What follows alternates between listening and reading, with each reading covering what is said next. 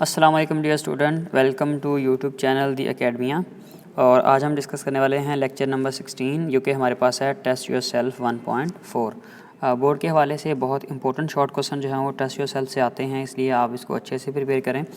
तो सबसे पहले हमारे पास क्वेश्चन है, what is the relationship between empirical formula and formula unit. वैसे तो मैंने आपको शॉर्ट क्वेश्चन बताया था कि एम्पिरिकल फार्मूला और मॉलिक्यूलर फार्मूला में डिफरेंस आता है या रिलेशनशिप आता है, तो वो आपने जो है वो लिखना था कि molecular formula is equal to n multiply by empirical formula. लेकिन ये एम्पिरिकल फार्मूला और फार्मूला यूनिट में जो है वो रिलेशनशिप है, तो ये दोनों सेम चीज़ें ही होती हैं। आप देख लेते हैं कैसे कि empirical formula is the simplest unit for covalent compound as well as for ionic compound. जो हमारे पास एम्पिरिकल फार्मूला है वो सिंपलेस्ट यूनिट होता है कोवलेंट कंपाउंड के लिए भी और एज वेल एज जो है वो आयनिक कंपाउंड के लिए भी। अब डिफरेंस कहाँ पे है इन दोनों में कि formula unit is the simplest unit for ionic compound, कि जो हमारे पास फार्मूला यूनिट है ये सिर्फ़ और सिर्फ हम आयनिक कंपाउंड के लिए इस्तेमाल करते हैं, ये हम कोवलेंट कंपाउंड के लिए लफ्ज़ इस्तेमाल नहीं करते। बट दोनों में होता क्या है, it show the simplest ratio of oppositely charge ion in an ionic compounds. जो आयनिक कंपाउंड फार्मूला यूनिट है उसके अंदर जो है वो रेशो होती है आयन्स की। जैसे ये सोडियम क्लोराइड है तो उसके अंदर 1:1 के साथ जो है वो ये आयन प्रेजेंट हैं। तो ये फार्मूला यूनिट के बारे में है। अच्छा, but since both are simplest unit of the compound, लेकिन अगर दोनों के बारे में देखें जो कॉमन चीज़ है वो यही है कि they are simplest unit of the compound, whether it is ionic compound और कोवलेंट कंपाउंड, दोनों के केस में सिंपलेस्ट यूनिट वाली बात ही हम लिखेंगे। उसके बाद क्वेश्चन नंबर 2 हमारे पास आता है जी, how can you differentiate between molecular formula and empirical formula. 2 number का शॉर्ट क्वेश्चन जो है वो आता है, एम्पिरिकल और मॉलिक्यूलर फार्मूला में डिफरेंस। अगर 4 नंबर का आ जाए तो आपने उसमें 1-2 बातें और ऐड कर देनी हैं, बट यहाँ मैंने शॉर्ट क्वेश्चन के तौर पर लिया इसको। तो एम्पिरिकल फार्मूला हमारे पास क्या है, it is the simplest whole number ratio of atom present in a compound. किसी भी कंपाउंड के अंदर जो एटम की होल नंबर रेशो होती है उसको हम एम्पिरिकल फार्मूला का नाम देते हैं। और मॉलिक्यूलर फार्मूला क्या होता है, it is the actual number of atom of element present in a molecule of the compound. जैसे बेंजीन का जो एम्पिरिकल फार्मूला है वो CH है, जबकि उसका जो मॉलिक्यूलर फार्मूला है वो C6H6। ये हमें बता रहा है एक्चुअल नंबर ऑफ एटम, कि बेंजीन के अंदर जो एक्चुअल नंबर ऑफ एटम हैं वो 6 कार्बन और 6 हाइड्रोजन हैं। और ये हमें उनकी रेशो बता रहा है कि कार्बन और हाइड्रोजन 1:1 के साथ प्रेजेंट होते हैं। ठीक है, तो ये रेशो है जस्ट। उसके बाद जो एम्पिरिकल फार्मूला है, it can be used for both covalent compound and ionic compound. Empirical formula covalent compound का भी होता है और आयनिक कंपाउंड का भी होता है, but molecular formula is only use for covalent compound. ये हम सिर्फ और सिर्फ कोवलेंट कंपाउंड के लिए इस्तेमाल करते हैं।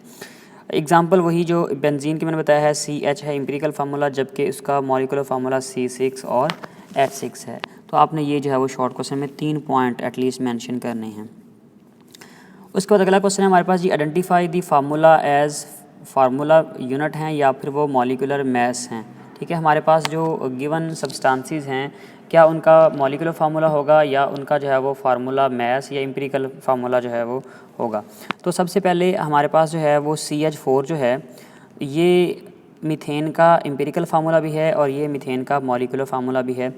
मॉलिक्यूलर फार्मूला तो ये हो गया ना एक्चुअल नंबर ऑफ़ एटम, लेकिन आप अगर इसको सिंपलेस्ट रेशो भी बनाओगे तो आपके पास ये 1:4 ही आ रहा होगा, इससे मज़ीद आप इसको सिंपल नहीं कर सकते।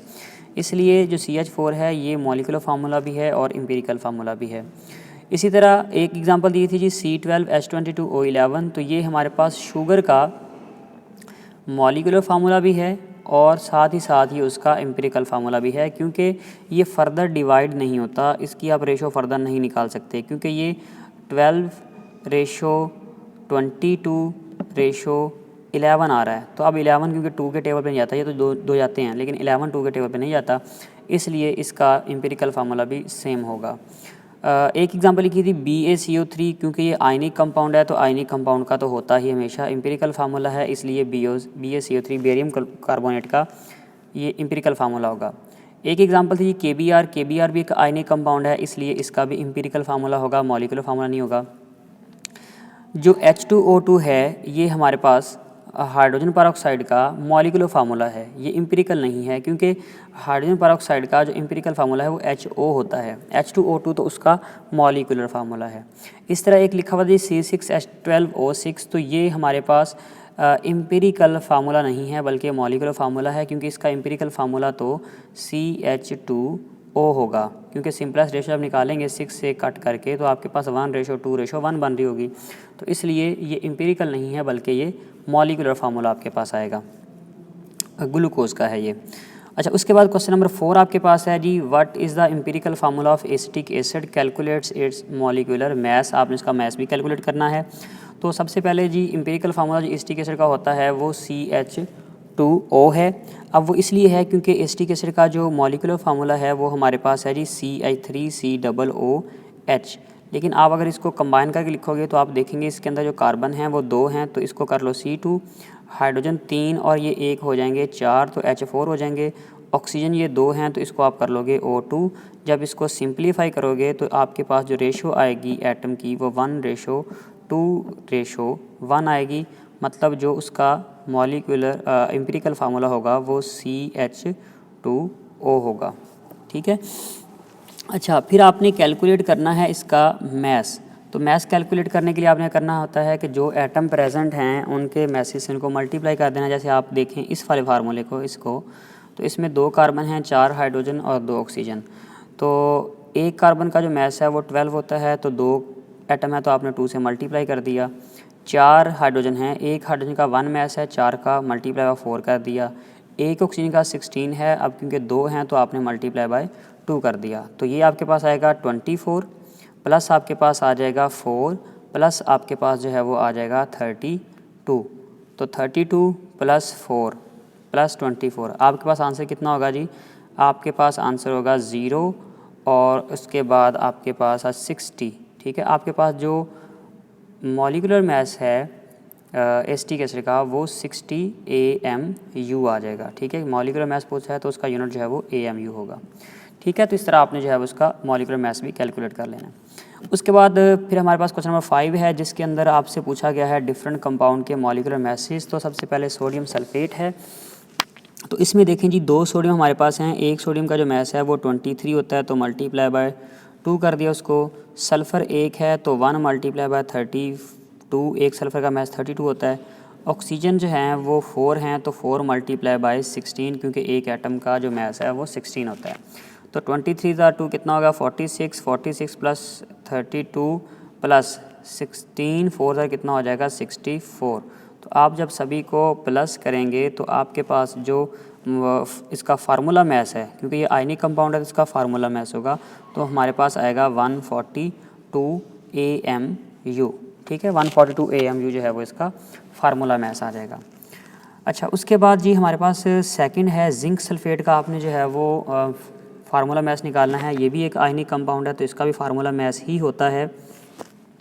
तो अब जो जिंक हमारे पास एटम है ये 1 है, तो हम 1 मल्टीप्लाई बाय इसका एटॉमिक मैस होता है जी हमारे पास 65, प्लस सल्फ़र 1 है तो 1 मल्टीप्लाई बाय 32, और जो ऑक्सीजन है ये 4 हैं और एक ऑक्सीजन का मैस होता है 16।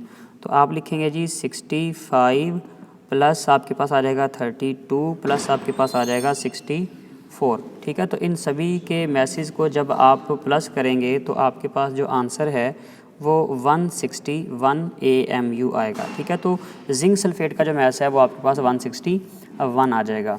अच्छा, उसके बाद जी कॉपर कार्बोनेट आपके पास है CuCO3। तो इसमें देखें जी एक कॉपर एटम है और एक कॉपर एटम का जो मैस है वो 63.5 होता है, प्लस कार्बन 1 है तो 1 है तो 1 मल्टीप्लाई बाय उसका मैस कितना होता है जी हमारे पास 12, और ऑक्सीजन 3 हैं तो 3 मल्टीप्लाई बाय 16, क्योंकि एक ऑक्सीजन का मैस 16 आता है। तो अब 63.5 प्लस आपके पास आ जाएगा 12 प्लस आपके पास आ जाएगा 48, 3 16 48 होता है। तो आप प्लस करेंगे तो आपके पास आंसर आ जाएगा जी 123.5 AMU। तो ये आपके पास फार्मूला मैस आ जाएगा CuCO3 का, क्योंकि ये भी एक आयनिक कंपाउंड है तो इसका भी फार्मूला मैस आएगा। तो ये आपके पास जो है वो क्वेश्चन थे टेस्ट योरसेल्फ के। इसको आपने अच्छे से देख लेना है, बोर्ड के हवाले से ये बहुत इंपॉर्टेंट होते हैं। And thank you so much for watching. Subscribe my channel for upcoming videos. Thank you.